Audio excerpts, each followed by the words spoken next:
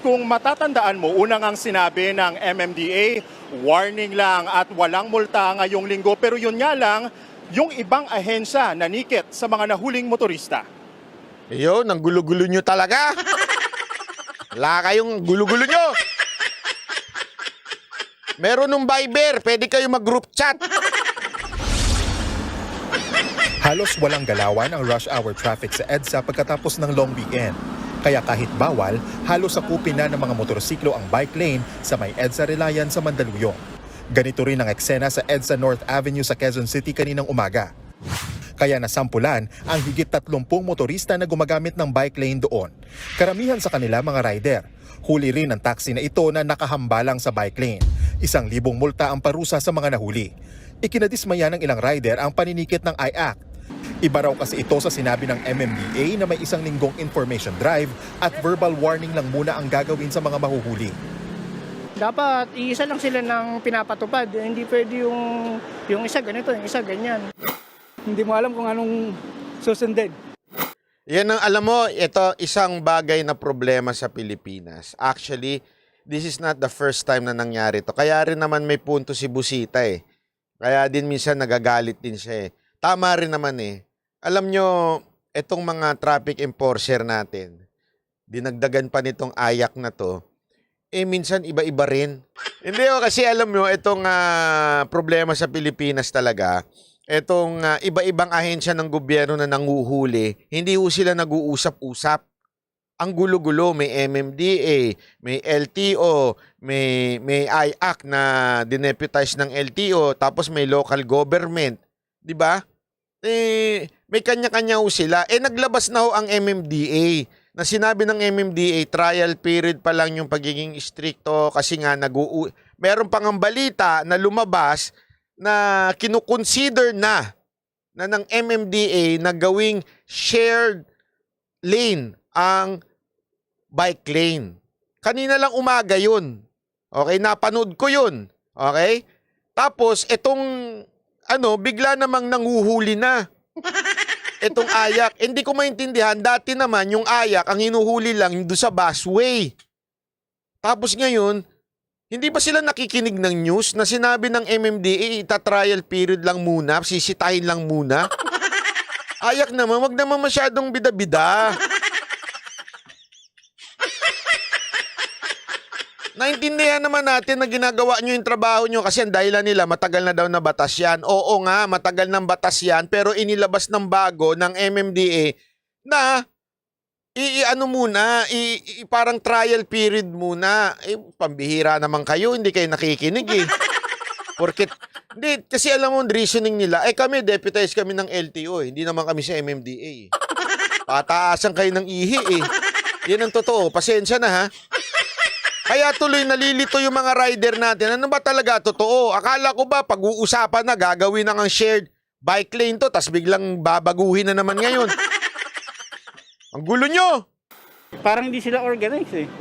Parang dapat pag-usapan nila yung para isa lang yung susundin ng mga motorista eh. Nanindigan ng Isipin niyo yan ha, ganyan ang itsura. Okay? Lahat yan nagmumotor nasa bike lane. Tanggalin mo yan. Sige. Tanggalin mo lahat yan. Yung mga nasa gilid na yan. Ihalo mo sa kotse. Lalong abirya yan. Lalong mabibuisit ang mga kotse dyan. Nagkakagulo. Isipin mo ang dami niya, no? Buo yan. Buong EDSA yan. Lahat ho yan. Wala ka nga halos makikitang bike dyan. Nagbabike. Hindi ko nga maintindihan kung bakit yung tinutulak yung bike lane na yan. Noon, okay yan. During pandemya, okay yan. Kasi walang masakyan kaya nagbibisikleta. Ngayon, mas marami naman nang nagmumotor. Maawa naman kayo. Ihahalo mo pa yan sa kotse, di nagkagulo-gulo yan. Minsan di rin kayo nag-iisip eh. Naiinis na ako. Sa totoo lang, minsan ang bingin nyo na. IAC na lehitimo ang paninikit nila sa mga lumalabag sa Hindi nyo ba, di ba, maganda naman yung ganyan. Correct, yung nasa gilid lang sila. Porkit kasi nakahagad kayo, kaya wala sa inyo yung traffic eh. bike lane policy. Hindi naman daw kasi ito bago at matagal nang ipinapatupad. Yan ang dahilan ng ayak, hindi naman daw kasi bago ito. ang gamit nating panikit ay ticket po ng Land Transportation Office na kung saan ang IAC po ay deputized. Ang MMDA inulit na hindi naman sila nanguhuli ngayong linggo. Nag-common ground po tayo na 1 week. Tatauhan lang namin. Chairman! Ang ganda ng puso ninyo, nakikinig kayo. 'Di ba? Na parang bibigyan nyo ng tsansa 1 week, tas pag-uusapan nyo, napanood ko sa isang video, sa isang news, na pag-uusapan ninyo, i-consider ninyo na gawing shared lane yan. Alam, Chairman, pwede bang kausapin nyo naman yung mga kasamahan nyo? Kahit nasa ibang departamento, pwede ba magkontakan naman kayo? Pwede mag-chat-chat kayo, may text naman eh. Sabihin nyo naman, pwede bang pare-pareho muna tayo para di nagugulo yung mga rider natin? Babantayan para ma-warn at ma-inform po yung mga tao kasi nga po medyo nakasanayan na. Aminado ang MMDA na underutilized o hindi nagaanong nagagamit ang bike lane sa EDSA kumpara noong pandemya. Higit 1,000 nagbibisikleta ang dumadaan sa EDSA araw-araw kumpara sa 160. Sino mo naman? Oh.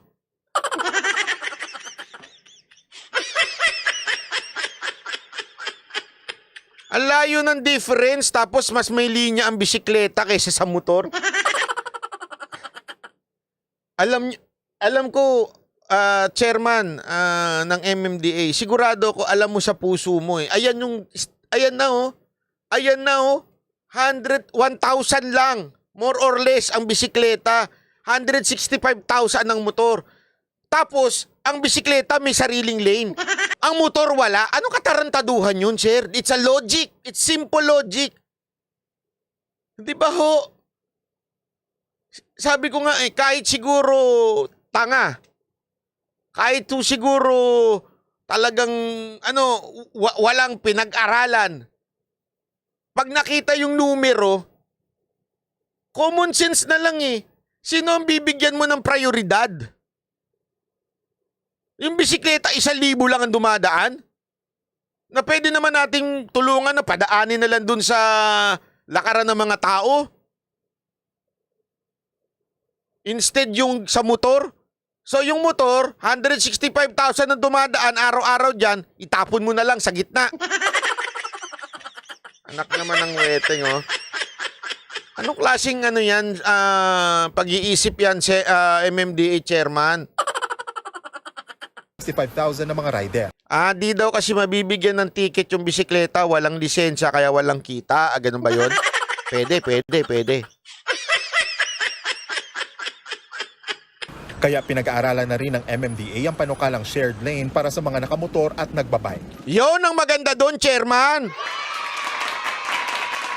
Pag-aralan nyo na gawing shared lane. Kasi nga, tulad nga nung isang balita, napanood ko si Mayor Zamora ng San Juan, ginawa ng shared lane yung San Juan eh.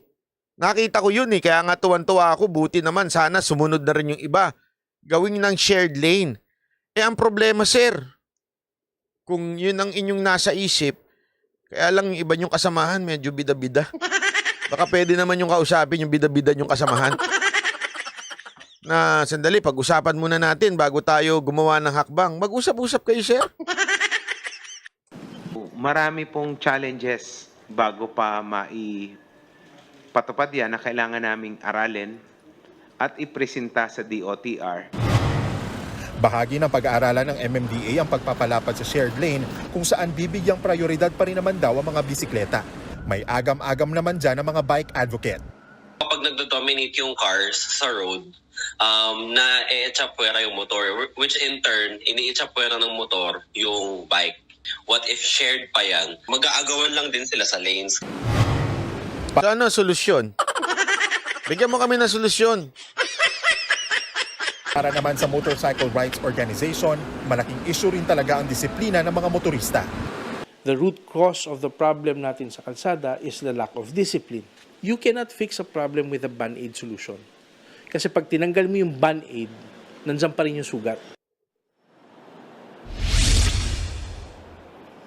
Julius, sa August 29, magkakaroon ng stakeholders meeting ang MMDA sa mga transport group kaugnay nga sa shared lane na ito sa EDSA. Samantala, halos 200 motorista ang nabigyan ng warning ng MMDA matapos mahuling gumagamit ng bike lane, habang nasa 40 naman ang mga natiketan at pinagmulta ng IAC. Balik sa iyo, Julius.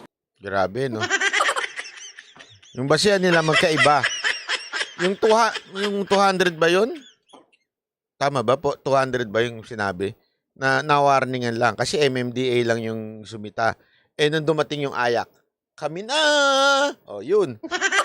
Huli yung 40. Kawawa naman yung 40, no? Na-timingan sila. Sabi dito sa Singapore, wala kang makikitang nakabike sa main road nila. Pwede sila sa sidewalk and common knowledge na kung aling side ang para sa mga nakabike at alin ang mga naglalakad sa sidewalk. Actually, hindi lang dyan sa Singapore. Kahit sa Japan, nandun talaga sa sidewalk yan. Tapos naka-separate. May lakaran. Kaya nga bawal lang tatanga-tanga dun. Hindi totoo, walang biro Minsan, nung unang namin dyan, tumira kami kasi dyan sa may Kawasaki, meron dyan yung sidewalk at saka yung lakaran ng tao at saka bike. Pag tatanga-tanga ka, may inis sa'yo yung kasi parang, ang laki-laki na nga nung sulat ng drawing na may bisikleta, doon ka pa maglalakad.